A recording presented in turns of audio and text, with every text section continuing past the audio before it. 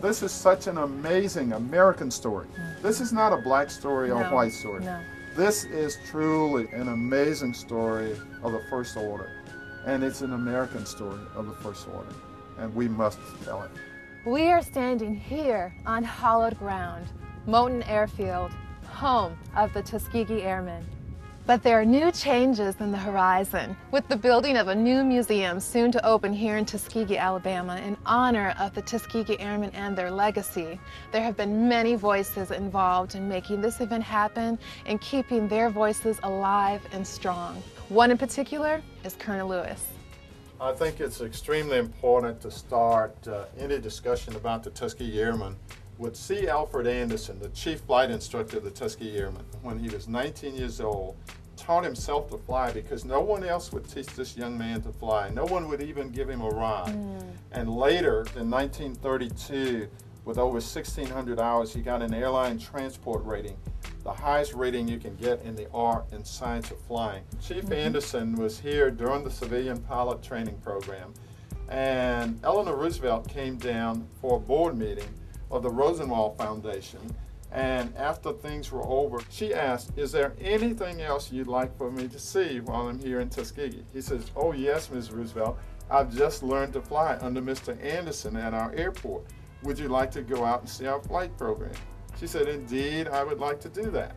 I've always heard that Negroes couldn't fly airplanes, but it seems to me you're doing all right around here." He said, "Ms. Roosevelt, we're doing very well, thank you." Very well. She says, "I think I'm just going to take a little flight with you." And this is a result of that 40-minute flight over Tuskegee. Mr. Polk, who headed up our photography program, he dropped to one knee and caught this picture that was on the front page of everywhere from the London Times to the LA Times. Around the world. An amazing picture that then permitted public sentiment to approve of the president authorizing the Tuskegee experiment.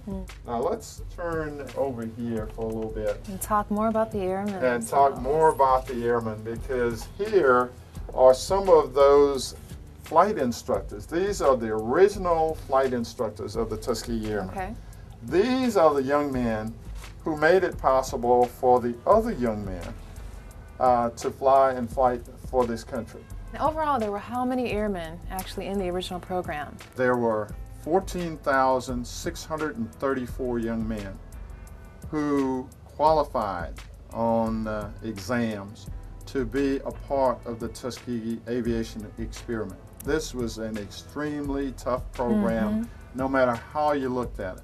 No one wanted this program to succeed. They did not want it to succeed. So I'm sure they made was it very difficult. It was extremely difficult. In the original program, there were 996 young men who got their wings here. Okay. During the war, we had 450 go over as fighter pilots. And I believe some women too in later years, correct? Yes. That were also part of that. There were women who were part of the Tuskegee aviation experiment, not as pilots. Right. But there were 6 females who were mechanics, and there were 5 young ladies who were parachute packers. This is just a remarkable story. It is. That's going to be told in our Tuskegee Airmen National Historic site here. Bob Riley, who's currently our governor, who was running at that time for Congress from the 1st Congressional District, he says, "What's all this up and down this hallway?" And I said, "Oh, that's part of my collection of Tuskegee Airmen memorabilia." Just part. And he said, "What's a Tuskegee Airman?" He shouldn't have asked that. But as a congressman, he ended up putting the bill in the hopper that made this $29.1 million museum possible. It was only 7.5 months to get this museum authorized by the Congress. Right. When you're passionate and persistent, anything can happen. Absolutely. And look where you're going. Absolutely. That's and fantastic. finally, after 10 years, October 10th, 11th, 12th, we will celebrate the ribbon cutting on phase 1 of the project here. It's like a living legacy, and there's so much. When people come here to visit and talk with you, if they have the opportunity, my. There's so much wealth of information that has been put together here. I I get goosebumps thinking it's finally going to happen because Yes. there's so much effort that's going into this.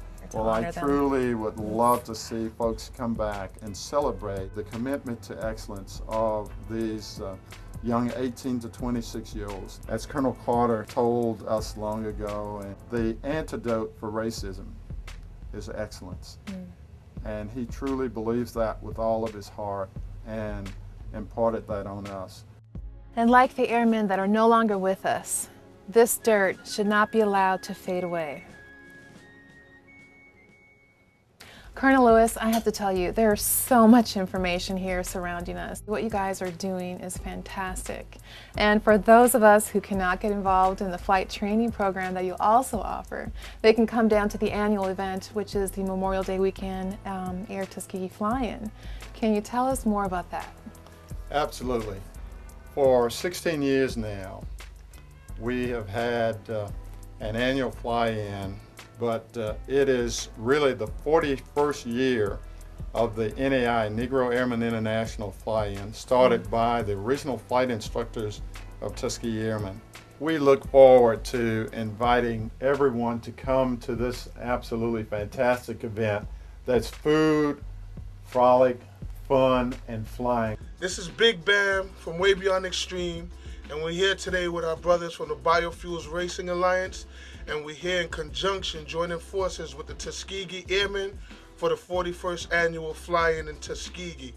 We want to make sure that everybody come out. We're going to have different bike clubs from all around the nation, car clubs, fraternities, sororities, all come down for the fly-in.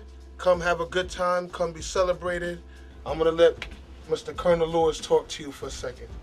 Well, we thank you for joining hands with us for this 41st fly-in, and we look forward to your bringing the entertainment and the folks that you're going to bring to help us celebrate them and let them celebrate our minority aviators. We look forward to that. Yes, definitely. Hi, Colonel Lewis, Eric Miller, Way Beyond Entertainment. It's been a pleasure meeting you. And guys, you want flying lessons? Call Colonel Lewis. He's the best in town. Tuskegee Airman #1. All right. Thank you, Colonel Lewis, for accepting us to come in and be partners with you on this fly-in. Thanks. By all means, we look forward to you coming down. And John, so Colonel glad Lewis, to have you on board. Thank you. On behalf of the Biofuels Racing Alliance, we're excited about joining Colonel Lewis, the Tuskegee Airmen, Air Tuskegee, and all of you at the 2008 fly-in, the 41st Airmen fly-in. Again, we want to thank Way Beyond Entertainment for bringing it big, so we look forward to coming down, being celebrated and celebrating the legacy. It is the 41st fly-in started by original flight instructors of the Tuskegee Airmen. NAI, Black Wings in Aviation, started it 41 years ago. We must carry on this legacy. We'll see you here at Tuskegee, exit 38 I-85. I'm inviting everybody I know, some of my ex-military guys, and I would like for everybody to just come out and see what Tuskegee have to offer and see where the history of the Tuskegee Airmen came from. And it will be exciting, I promise you. I'm really excited and motivated about trying to get myself and my family and everybody that I know of involved and get out and see what it is to enjoy in Tuskegee. Born and raised here in Tuskegee, and just would like for other people to enjoy the rich, historic history of Tuskegee, and we would like to show y'all what Tuskegee is all about. So on behalf of the Tuskegee Airmen, come and be celebrated. Be a part of history in the making and be a part of their legacy. See it firsthand here at Moton Airfield, Tuskegee, Alabama. Don't forget, be a part of history. The 41st annual fly-in. Carry on the legacy.